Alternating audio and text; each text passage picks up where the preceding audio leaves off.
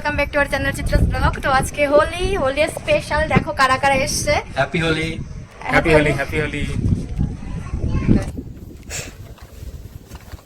চোখ বন্ধ করো সবাই, না কোনো মিস্টেক হয়ে যাবে, চোখের জায়গায় অন্য কোনো জায়গায় চলে যাবে। দাঁড়াও,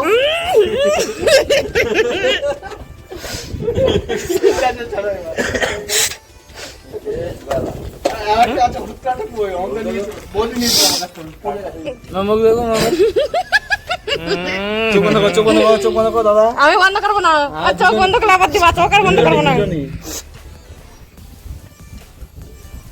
ছবি তোলো দুজন। এবার মুখে দিয়েছি কিন্তু ছবি তোলো দুজন। আমাদের আনাসুর কোনো অ্যালকোহল পাশে কি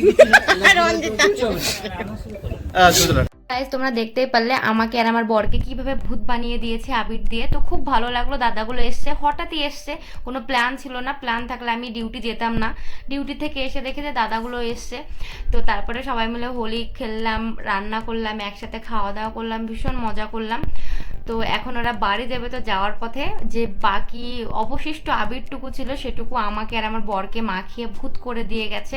তো সবাইকে একটাই অনুরোধ করব, পুরো ভিডিওটা সবাই দেখো, কে স্কিপ করে যেও না। এটা কি ছিল? ই বাবা, কি পুরো হলো বদি পেতি সবাই পেতি বদি এখন। ছ্যা ছ্যা ছ্যা। আমাদের নাও লাইভ বদি ছাড়ো তো ইউটিউবে। হাই গাইস সাবস্ক্রাইব ইট। দেখো তোমরা কেমন সাপোর্ট করো। আমার সাপোর্ট অনলি ফর সাপোর্ট, একদম সাপোর্ট করো সবাই।